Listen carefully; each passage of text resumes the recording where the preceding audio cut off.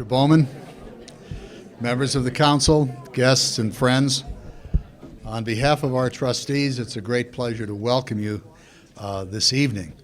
I hope you can find a place to sit. We always encourage the use of our radiator system, and there's some room on the far side, I noticed. Let me thank Fidelity Engineering and Thorne Gould, who's one of the new trustees of the council, for sponsoring this evening's program. That's both the reception and the cable television broadcast of the program. I should also note that our next program is a disappointment to have to talk about. We're facing an enormous financial crisis, as you know, in Europe, and it's terrible to have something like that in order to repeat the line that it's both timely and interesting. But it'll be a fascinating evening, I know. Our guest, as most of you know, is the head of the European Union's delegation in the United States. No one worries about these things or knows them better than a person in that particular position. So we're looking forward to Ambassador Almeida's presentation on the 15th, next week. Our topic tonight, though, is also terribly interesting. It's Afghanistan. The subtitle is Voices from the Front. Our guest is Mr. Tom Bowman, who's known to many of you. Afghanistan, of course, was called the necessary war by some. We've been engaged in it for 10 years with a great drain upon the national wealth and the nation's blood. There are many tragedies associated with it. It's controversial. Some people know that situation very well, both on the ground in terms of military considerations and its tactics and strategies and its impact upon American foreign policy more broadly, all of which is known to our speaker tonight. Mr. Bowman, as you know, is the defense correspondent for the NPR.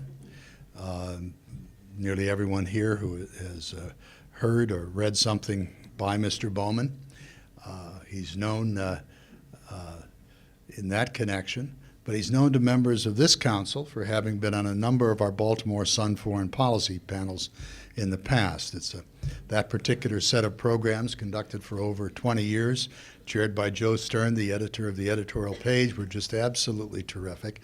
And the Sun had such a marvelous set of correspondents in Washington for many years.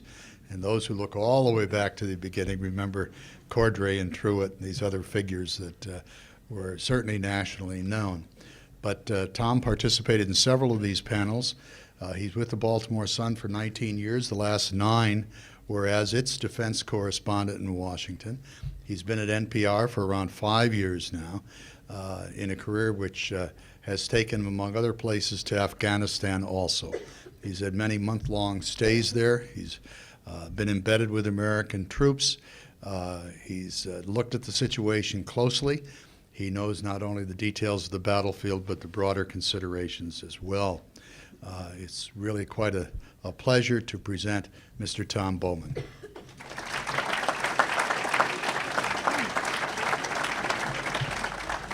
Thanks very much, everybody, for coming out tonight.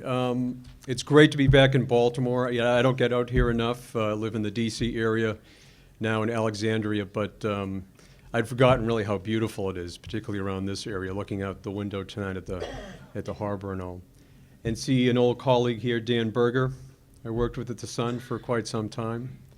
And again, I worked at the Sun for 19 years. We had some terrific panels before the council, going back, I guess, over the past decade.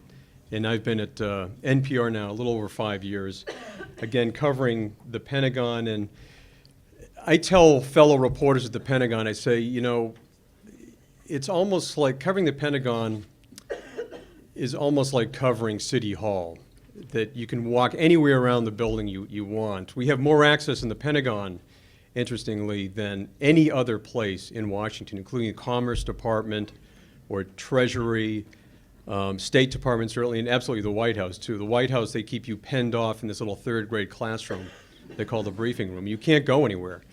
But at the Pentagon, I can go absolutely anywhere except maybe the National Military Command Center, where they do the war gaming and so forth. A crisis happens.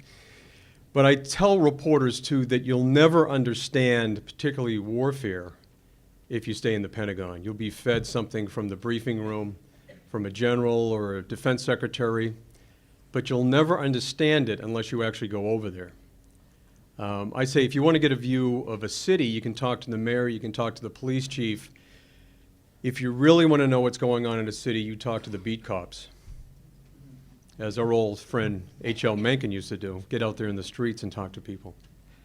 So what I try to do is make at least 2 trips per year to Afghanistan now. I spent a lot of time in Iraq in 06, 07, and 08, and then it got to the point where the military situation turned there.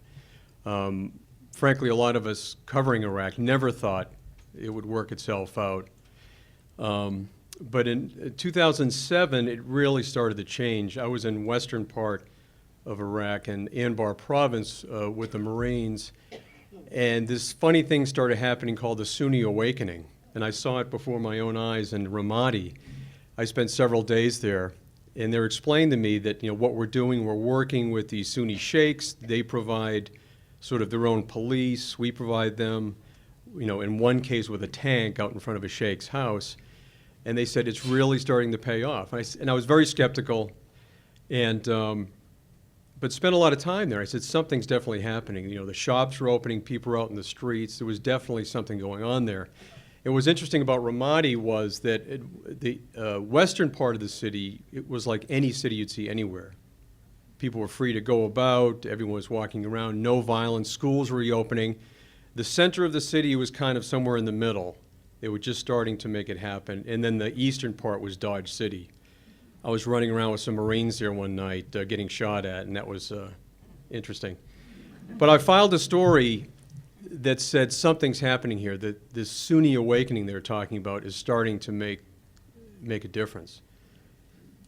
And it wasn't until a year later we had a meeting with all the foreign staff at that time, and my editor said, I thought you were drinking the Kool-Aid when you wrote that story. He said, I didn't believe you at all. But he said, it's a year later, and you were right. Things were starting to change. Things are different. So consequently, since things were different in Iraq, I said to our editors at the time, I said, we have to spend a lot more time in Afghanistan. I said, it's an interesting story. Things are happening there. Things are frankly getting worse. Everyone's talking about it. They're sending more troops over. We really have to burrow into that story much, much more. So I started spending, a spring trip there, and then I would go back in the fall. And most of the time was spent with Marines, particularly in Helmand province, which was really the center of the insurgency, in Kandahar as well, spent a lot of time there. And you really have to spend a month there at least, because it's so difficult to get around. It wasn't like Iraq, where you can go down to the green zone, hop a helicopter, and be in Anbar province in a half an hour. They don't have enough helicopters there. The road system is almost non-existent, and you have to spend a lot of time just waiting.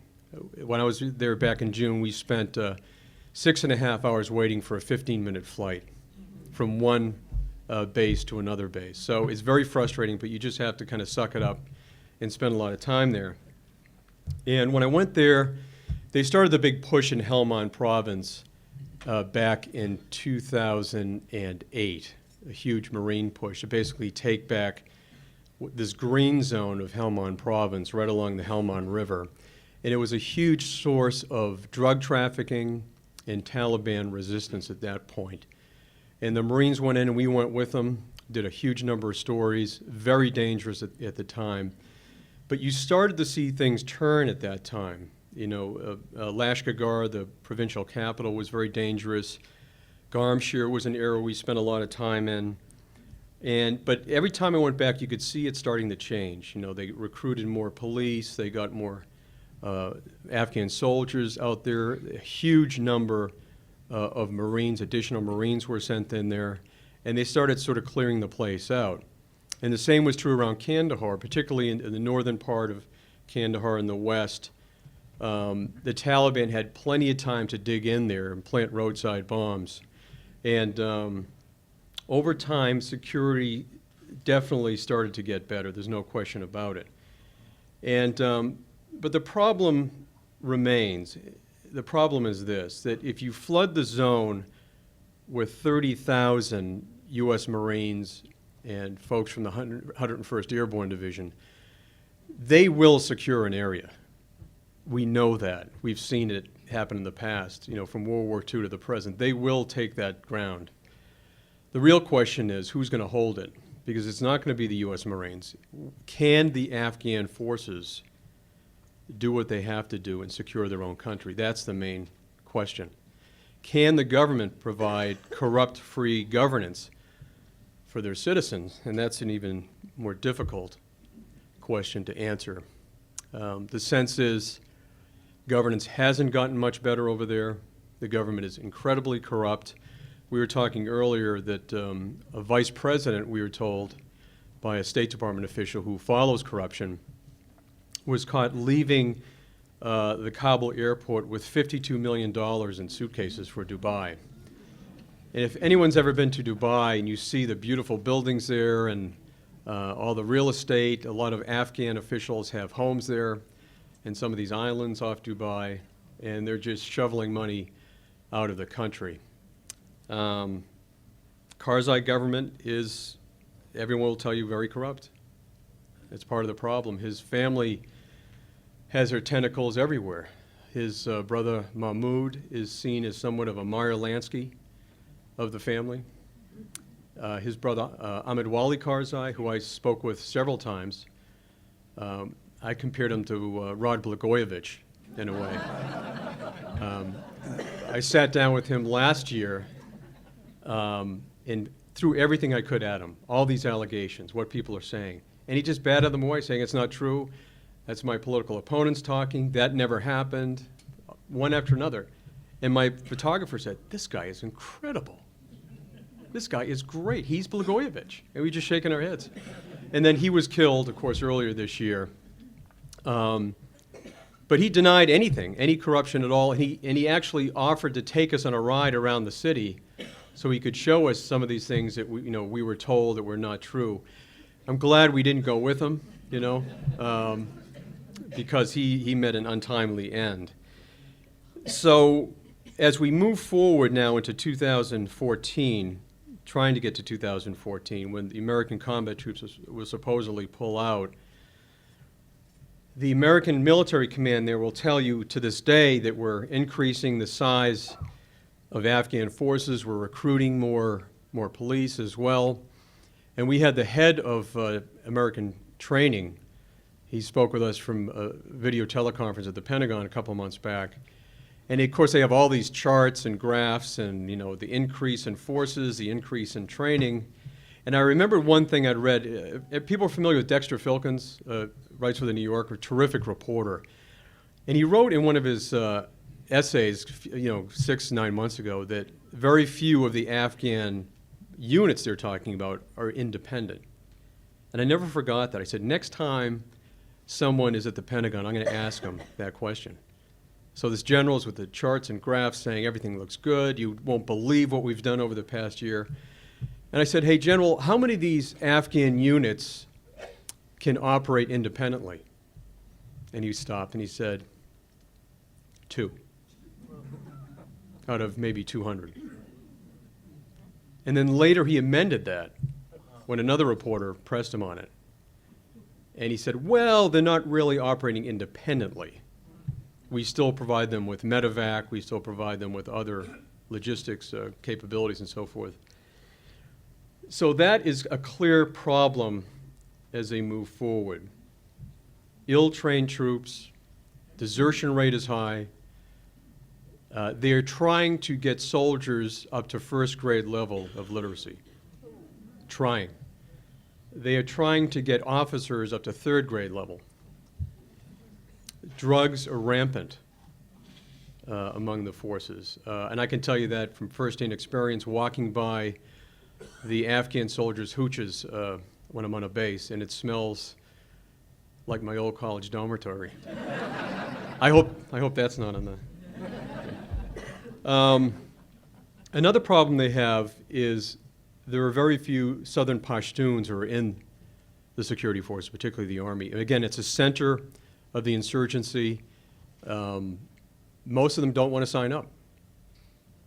So what they're trying to do is do what they did when I was talking about Iraq, the Sunni sheikhs. They're trying to go to the power brokers, particularly in the South, and say, would you like to set up your own little police force in your little village? So they're going to the elders, and it's called the Afghan Local Police. Iskazi is another name for it they're trying there. So they hope to, Petraeus had hoped to replicate what they did in Iraq. And they say that's paying dividends. They say that's working well. The concern with that, of course, is you could be creating new militias. That's one problem. So with the security forces, again, it's recruiting, it's retention, it's having people who can read a serial number on the side of their weapon, who can read an ID. And then there's a problem with the economy. 97% of their GDP comes from foreign aid. That's not sustainable. $11 to $12 billion we're spending every year to build up their armed forces. Some of you may have realized we have a little bit of a problem with our economy here. And that's not sustainable. So it's a gloomy picture there. What will happen in 2014? Can they operate on their own? I tend to doubt it. I mean, look what we did in Iraq over those years. Much more sophisticated society, a much more sophisticated and established security force structure. They still need help. And my guess is when the smoke clears, when all troops leave at the end of this year, you'll see probably a couple of thousand trainers heading back to Iraq as well. So the Afghans are going to need a lot of help far into the future. And what's really troubling, I think, is that privately when you talk with people who have been there, they'll say that if the United States leaves today or if they leave in the end of 2014, the results will likely be the same. There'll be a civil war. And that's what's troubling when I go out with the Marines. And I just did the series Dark Horse Battalion that ran last week, and they had the highest casualty rate of any Marine unit in 10 years of war. 25 dead, 184 wounded. And of those wounded, 34 lost at least one limb. Almost 24 double amputees. And these people are in their early to mid-20s. And a lot of them said, I'd go back and do it again.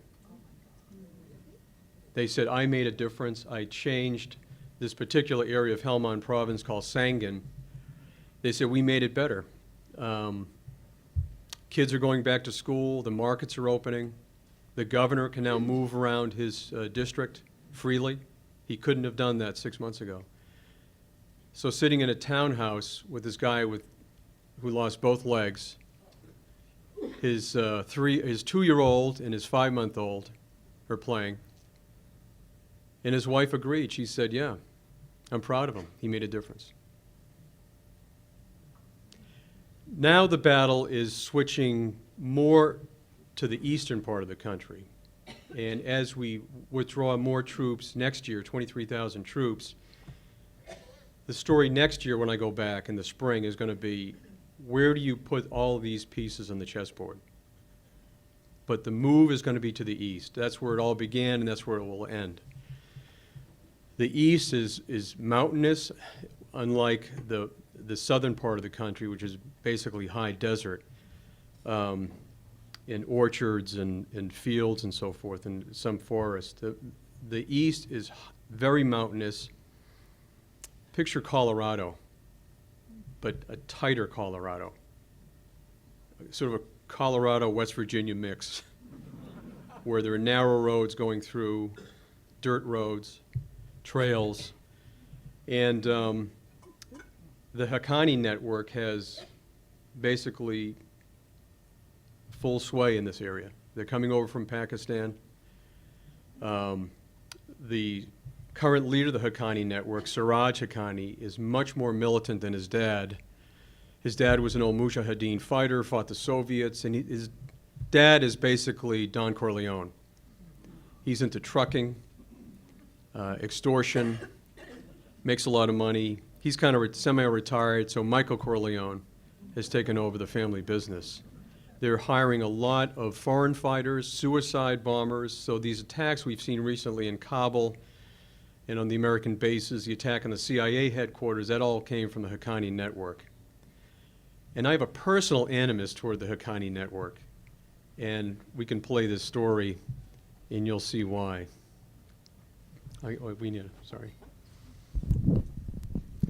And as a way of introducing this, this is a story from back in June, the last time I was there, and I was in this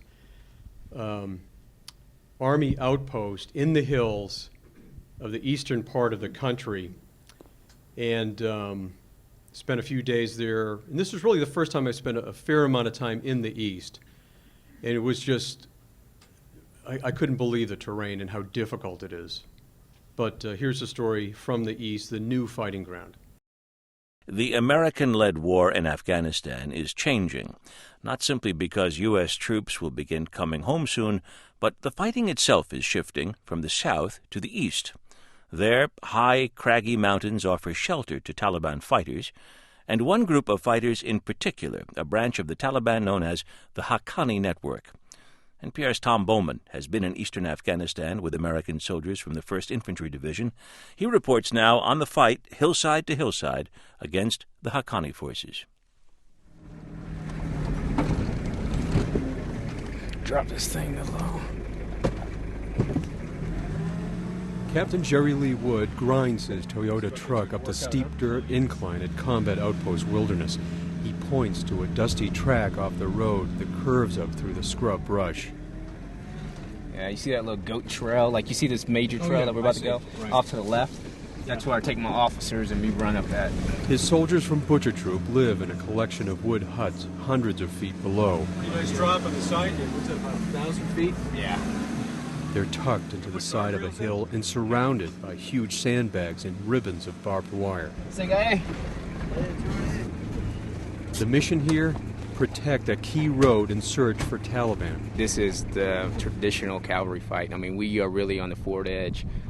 This is very hostile, country, just like those guys are building the Pacific Railroad. What these guys would have been doing back in 1800s. We're doing it now. And the hostile country is just across that roadway from his compound, in the dry mountains studded with small pine trees. It could be Nevada or Wyoming. You'll see this closer mountain here, and then you see the far mountain on the backside. Right in between the two mountains back there is the Haqqani homeland. Jalaluddin Haqqani, the now elderly rebel warrior who fought the Soviets with a lot of weapons from the CIA. In the 1990s, he sided with the Taliban and Al-Qaeda, and it was essentially the top power broker in this area. His hands are in everything from trucking to kidnapping. Now, his network of tribal and foreign fighters is run by his sons, and it's the biggest threat to the Americans in eastern Afghanistan. They shot artillery at us a couple times before, and we pretty much returned fire with some heavy hands. A couple of times a week might be more accurate. His soldiers talk about Rocket Sunday and Target Tuesday. And sure enough, on Tuesday morning, the Haqqani network opened up again.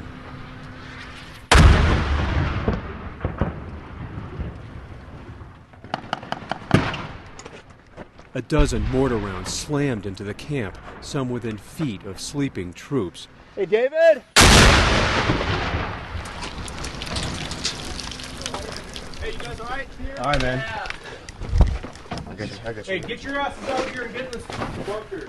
American and Afghan soldiers scurried for cover. One Afghan soldier was seriously wounded. The soldiers from Butcher Troop fired back, hurling a barrage into the hillside. One more burst. Back ridge line. Back ridge line, bringing it down. Staying in that saddle though, right? Yeah. All right, rounds complete. In a half hour, the shelling stops. The medevac helicopter takes away the wounded Afghan soldier. Soon, Apache helicopters sweep in over the mountainside, killing 3 of the insurgents who attacked the camp. 5 others slipped away into the hills. Those Apache helicopters are targeting Haqqani fighters every day. So was Colonel Chris Toner. He's in charge of the thousands of American troops here in the east, many of them spread out in combat outposts in 3 provinces. Colonel Toner lifts off from Combat Outpost Wilderness in a Black Hawk helicopter and banks east. Before long, he's hovering above a dry and hilly landscape that is a border between Afghanistan and Pakistan. It's the source of the colonel's greatest frustration. Haqqani is in Pakistan, so close, but the colonel can't reach him. The question I ask myself is what's he doing across the border from me? Because I can't affect that.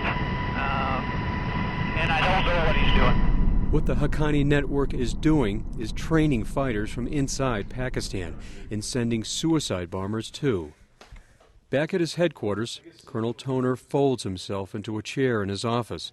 His walls are covered with large, detailed maps of his fight. I don't think anybody will debate that the most resilient enemy network out there is Haqqani. But Haqqani's tactics, like suicide bombing, are now alienating tribal elders. They're really at the point in time where they're just tired of fighting. And they don't see a link between what Haqqani did during the Mujahideen days against the Soviets and what he's trying to do now. Toner says that with the so-called surge in American troops, he's been able to take the fight to Haqqani, capturing more caches of weapons and bomb-making equipment. U.S. Special Forces have killed or captured hundreds of Haqqani fighters and commanders in nighttime raids. But hundreds, if not thousands of Haqqani troops are still out there. We have to push as hard as we can. That's Lieutenant Colonel Jesse Pearson, one of Toner's battalion commanders. So this is when I tell my soldiers, we are going to be doing 3 and 4 patrols a day. We're going to be doing air assaults. We're going to be going after the enemy very aggressively because this is when we have to win. But senior officers say they still don't have enough troops to win. So more U.S. troops will be shifted to the east from southern Afghanistan starting next year, now that the fight around Kandahar and Helmand is winding down. Colonel Toner says the goal is to hammer the Haqqani network, either kill its leaders or weaken them so much that they'll negotiate with the Afghan government. We've got to get the enemy force to the point in time that the Afghan National Security Forces can handle them.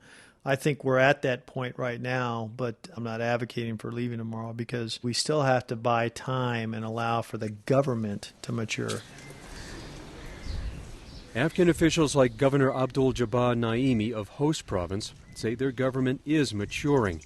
He says he's working to provide services, reach out to tribal elders, and for that, the Haqqanis have made him their top assassination target in this area.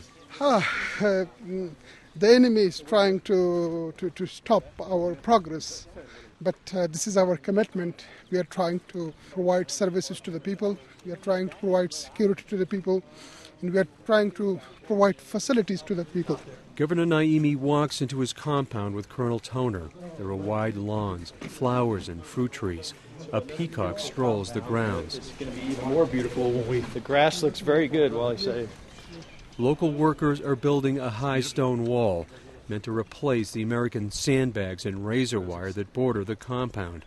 One more effort to reflect a transition to Afghan authority. Governor Naimi settles into a plush sofa in his sitting room. Nuts and fruits are set on the table. Over spiced milk chai, he talks about the way ahead. He says the insurgents must be stopped. He's pressed on whether negotiation is possible with Siraj Haqqani, the son of the legendary Mujahideen leader who now runs the network. Actually, if Siraj Haqqani is thinking to join this process, he's most welcome. They should leave their arms without any conditions to work for stability in this country. Do you think Siraj will do that? That's up to him. The governor looks doubtful as he fingers his amber prayer beads. Many American officers agree. They're striking the Haqqani safe haven in Pakistan with bombs from drone aircraft, hoping to get lucky and destroy the leadership. And by sending more American troops to this area of Afghanistan and building up the Afghan forces, they hope they can one day end the Haqqani threat. Tom Bowman, NPR News, host Afghanistan. Now, one would think you would have a problem if you can actually name the days they're shooting at you. Rocket Sunday, Target Tuesday. And I'm not a military strategist, but I said, well, it seems to be a problem, doesn't it? I mean, why don't you send people up into the hills maybe Saturday night, Monday night, and they say we don't have enough forces. And again, they're going to reduce forces this year into next, a large number of forces. And they're hoping that the Afghans can move into the breach. And since I did this report back in June, you're probably aware that the Americans have met with the Haqqani network. They hope to negotiate with them. At the same time, they're bombing them. That's the plan. Bomb them into talking. So that's where we are now. Be happy to take any questions.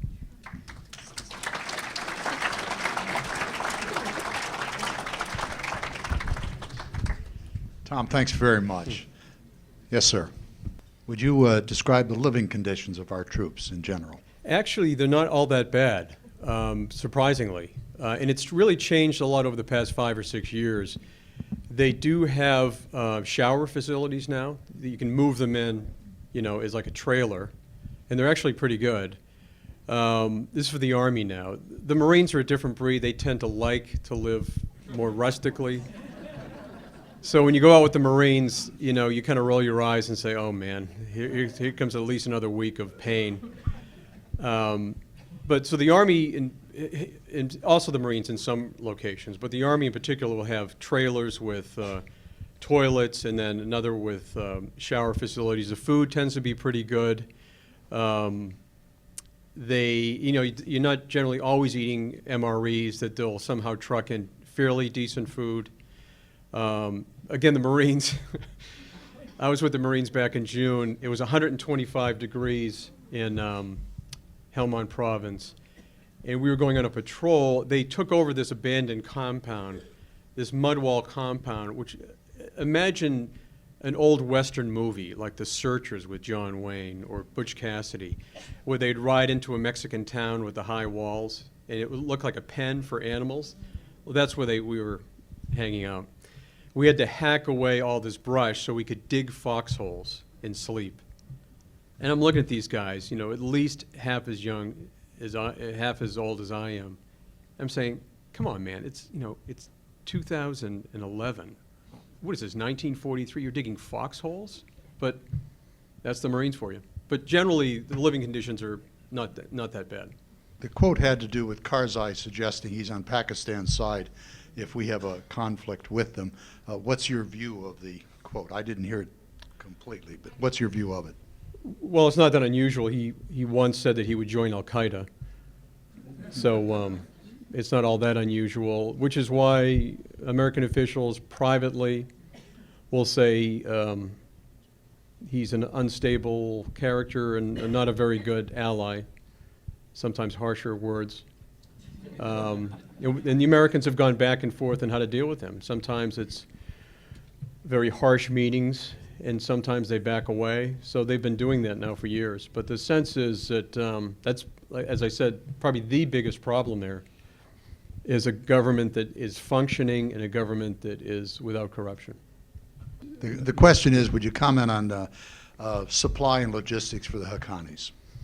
Well, they don't have a logistics tail like the United States does. If you go to Kandahar Air Base or Bagram, I tell people, if I just dropped you there on the roof in the middle of the night, you would swear you're at Andrews Air Force Base.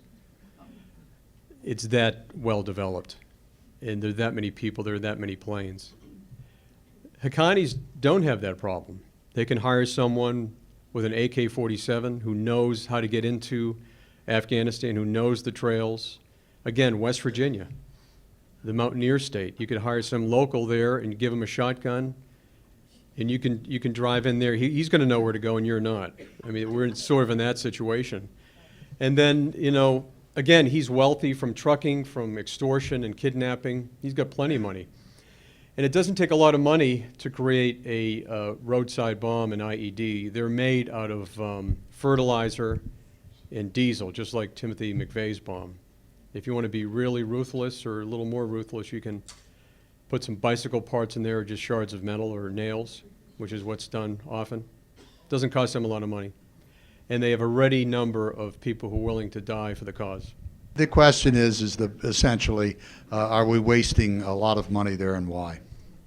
Well, the reason the United States is there is to create some sort of an Afghan security force, some sort of a government that that can survive. Hey, listen, it's not my policy. I'm just explaining. I know. I right. pay my taxes. I support Yeah, I pay it too. You know.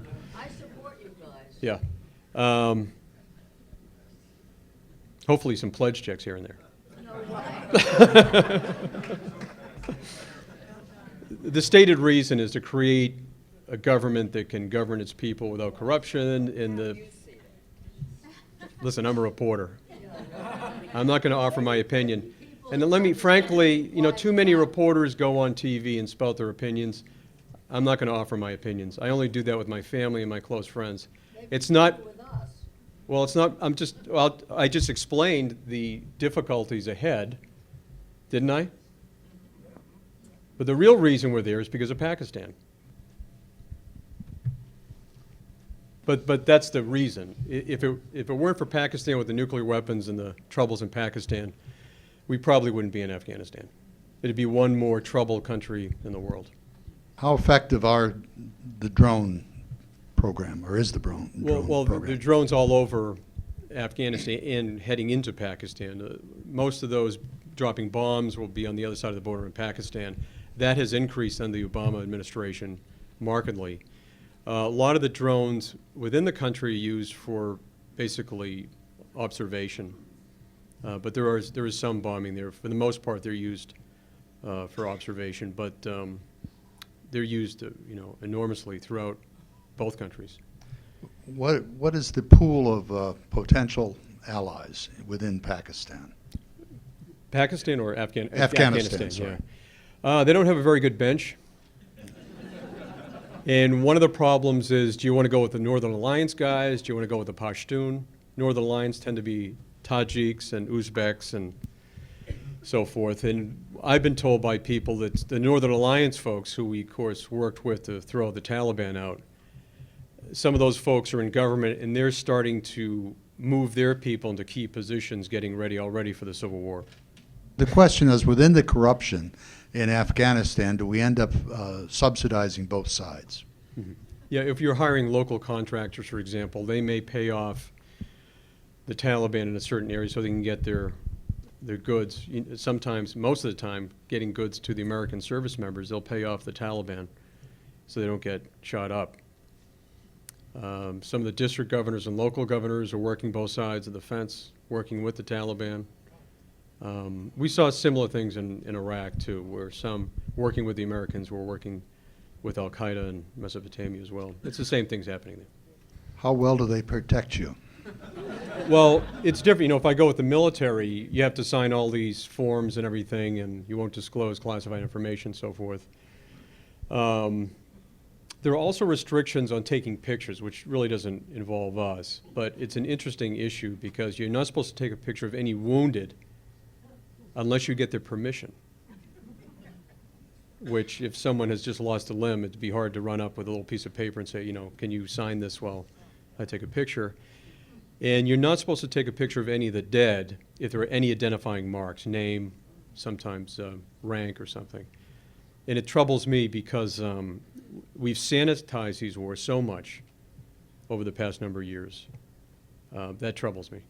People aren't getting a real sense of what's going on over there, which is why we like to go over and spend as much time in the field.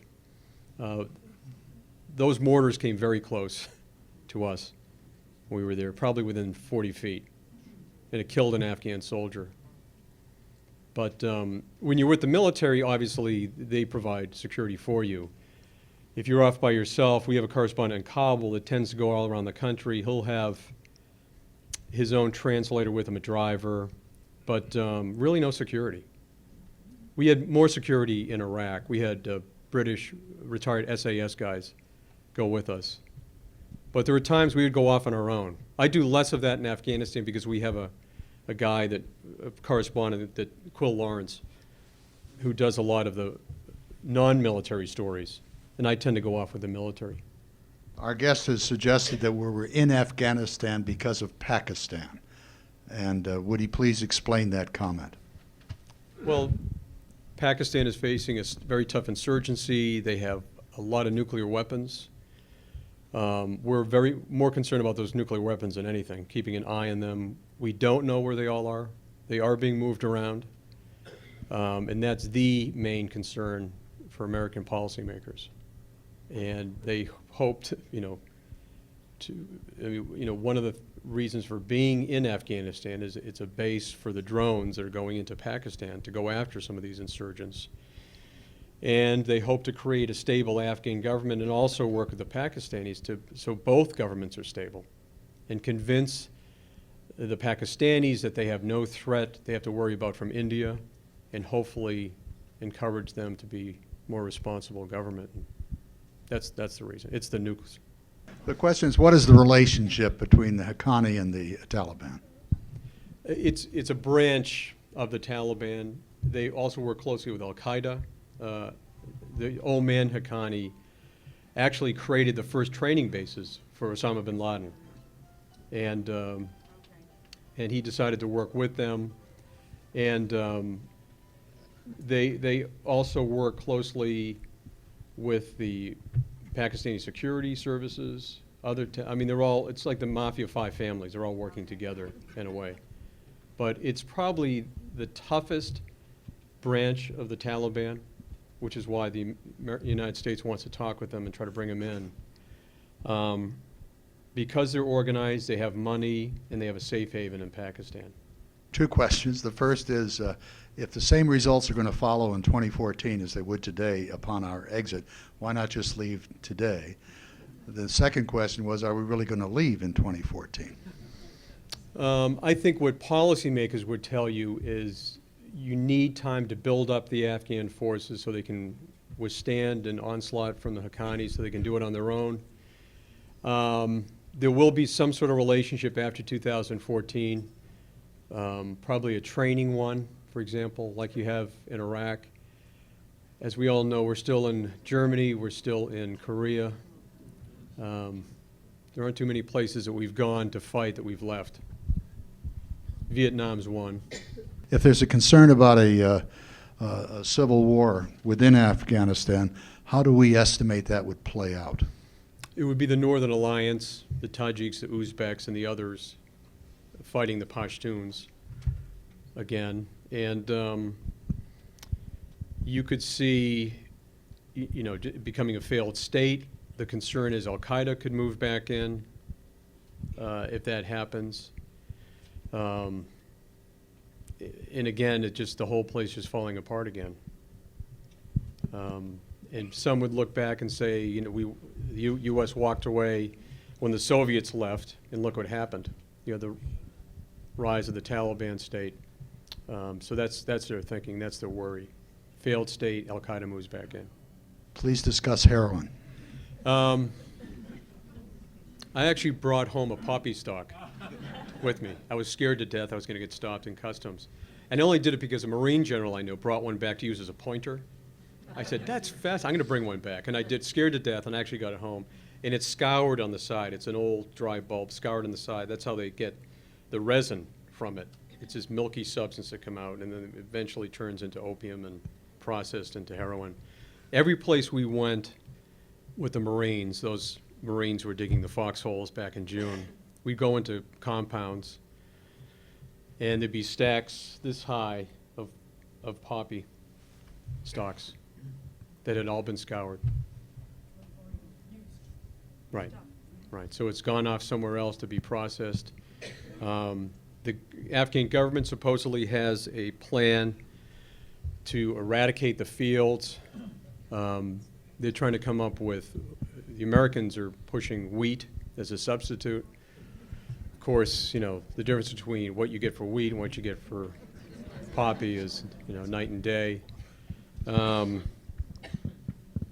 But there's still a huge amount of drugs getting out of there, huge amount. And some of it goes into Iran, a lot of it up north to be processed, and then on its way to Eastern Europe and then on to Europe. It's really a huge European problem. Most of our heroin comes from South America, but most of the stuff you'll see in Helmand Province, those dried stocks, the result of the milk from those dried stocks is ending up in Europe. Does India have a positive role in Afghanistan from our perspective? Depends who you ask. I mean, Indians are spending a lot of money there. They're building roads, and the Pakistanis are deathly afraid of that because they see themselves as being hemmed in, India on one side. The Americans don't seem to have a problem with it. I mean, what they would like to do is somehow sit down with Pakistan and India and get them to somehow resolve their differences in Kashmir and some of these other issues. But the Pakistanis are deathly afraid. They look around and see the Indians pouring money and roads and infrastructure into Afghanistan. Can you really solve the illiteracy rate that you described earlier? No. Not in 2 or 3 years. So you've Yes, given sir. your own death now. Pardon? So you've given your own death now. Question is, death was the word? Yeah. Death knell of the movement. Well, it's the poorest country outside of Africa. And it's going to take tens of billions of dollars, many, many years, generations to turn it around. If we hadn't gone into Iraq, would the situation be different in Afghanistan? Well, many people believe that it would be a lot different now. You would have had a lot more years to, when the Taliban government fell, there was, you could go around the whole country without a problem. The security situation was great. If they had somehow worked to, economic development, get NGOs in there, get the schools up and running, and I think more importantly, work from the bottom up. I think the sense at the time was, we'll put this guy we like in a position of power. It's easy. It's central government. It's much more difficult to build from the bottom up, to work with tribal elders, to work with power brokers in certain areas, city bosses, let's say. And also to have more of a regional army as opposed to a national one. Again, you had problems with the Pashtuns to this day signing up for the national army. So had you done all that, probably it would have been better, but we'll never know. Is it necessary to defeat the Taliban, to undermine their influence in Afghanistan? Well, it depends who you talk with, and it's interesting that now they want to negotiate with the Taliban. So what does that tell you? So it's a possible, from that answer, it's a possibility that that's the way to solve this whole thing. Well, clearly, Secretary Clinton has already said publicly that we have met with the Haqqani network. So they're trying to figure out how do they resolve this. The old man Haqqani, he was basically the city boss of Paktika, Paktia, and host provinces. If I'm him or I'm his kids, I may say, I want it like the old days. I want to be running those provinces. So from his perspective, what's it going to take for him to come in from the cold? And will they? Again, his son is more of an Islamic militant than the dad was. The dad was an old-fashioned racketeer. The good thing about racketeers is you can deal with them. I'm not sure where this is heading, but it's going to be hard to get them to negotiate. I think what they would like to do is kill most of the leadership and hope that the rank and file just melts away. But the bottom line is, publicly they've said, we've met with the Haqqani network leadership. Yeah, the observation is that Karzai may not have extensive power. Does anyone have extensive power? And I think the implication was for the whole country or in major segments of it. Well, there are still various warlords running around, like Dostum and Fahim, who are in the government. And so these are some of the guys that are putting their people in key positions, getting ready for a civil war should it happen. So you could kind of split the country up, throw your hands up and say Haqqani gets this piece, Dostum gets this piece, Fahim gets this piece. I don't think anybody would talk about that publicly, but it's one way out. You just throw your hands up and say, everyone gets their little share, and we walk away. Would you give your image of the future in 10 years with respect to Afghanistan? I don't get a sense in 10 years it's going to be all that different than it is now. It's very difficult with the education problems, with the drug problems, with the lack of governance, with the lack of anybody willing to step forward and run the country, with the ethnic divisions there. It's very hard. I met this South African who's been there for about 25 years. And we went up to the Panjshir Valley, north of Kabul, where went to Massoud's tomb. It's a beautiful location up there. And I asked him that same question. I said, where's this whole place heading? He kind of shrugged. He dealt with the Taliban. He dealt with everyone over the years. He said, they'll get by. They always do. Is there an analogy between Afghanistan and Vietnam that would justify our exiting Afghanistan? Well, I think many people raise the Vietnam analogy, you know, that you basically just declare victory and walk out. Right, just walk out, right. I mean, the sense is that this administration clearly has a sense of we're on our way out of there. The question is, what will happen when that occurs? Will there be a civil war? Will they decide to keep troops past 2014 once who's ever in the White House arrives in the White House in 2013? Yeah, I mean, Vietnam is, you go there today and you talk to young people and they have no interest in the government, no interest in communism. They want to make money. They want to buy a Vespa. They want to travel. I was over there in '94, and the guy told me that, a young guy we uses our fixer. And he said, my mother was an ardent Viet Cong, and she's just shaking her head saying, where have I gone wrong? My kid wants to make money and buy a Vespa and go traveling. So, you know, this new generation going to school, the girls going to school, I mean, is that hope for the country? You'd like to think so, but there are a lot of pockets of that country that they don't want girls to go to school, or there are girls' school, and they'll burn it or chase away the teachers. So, yeah, in a lot of respects, it's up to them. What kind of a country do you want? Some of the fixers we use are highly educated. There's a family we deal with. 4 or 5 of the boys are doctors.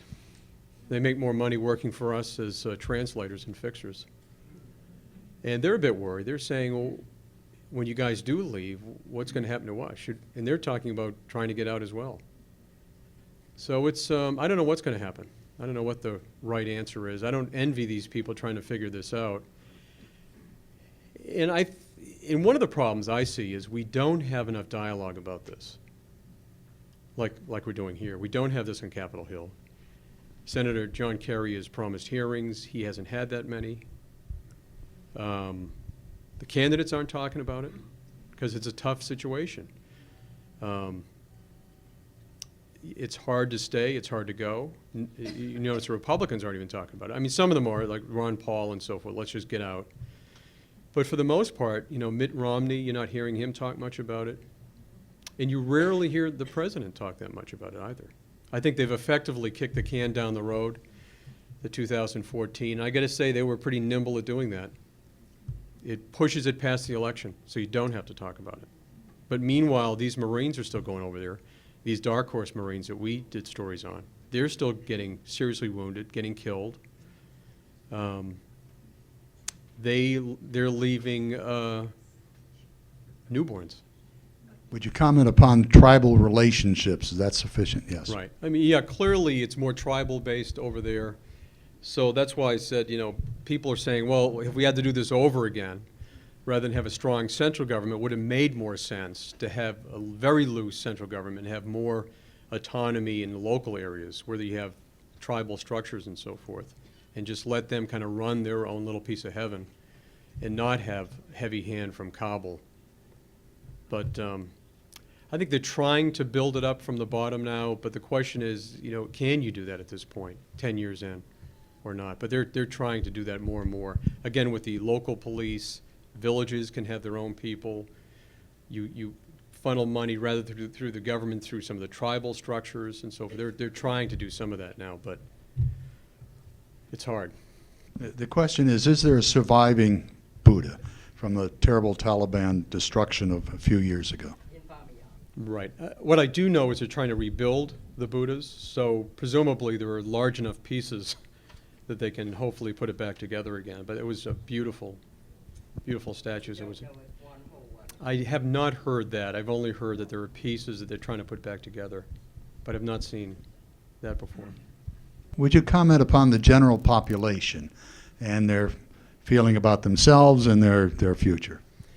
You know, it really depends who you talk with. There's no one view over there. Our fixers, the people who are highly educated, they love having the Americans there. They love the security and the money that the Americans bring.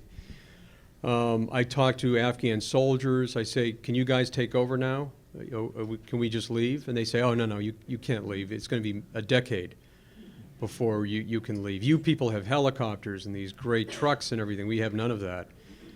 And I pointed to an Afghan soldier, and I said, well, he has this heavy machine gun. Isn't that good enough? No, that's not good enough. You have to stay. But what really struck me was I was with this Army unit outside of Kandahar. This is 2 years ago. And they were trying to destroy roadside bombs outside of this village. They were kind of walking down, driving down this dirt road, maybe half mile or so.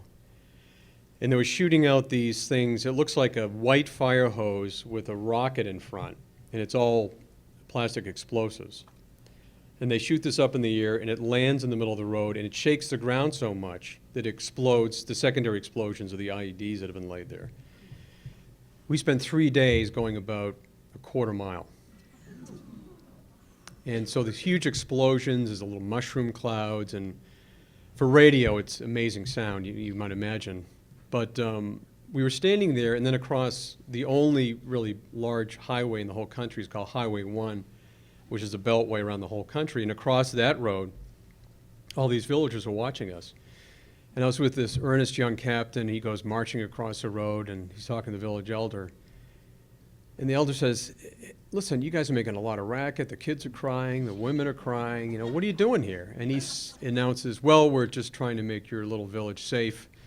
We're exploding these roadside bombs, and hopefully one day, you know, everything will be great here. And this guy, probably in his 70s, looks at this 25-year-old captain. He said, you know what? I don't want you here. I don't want the Taliban here. I just want to be left alone.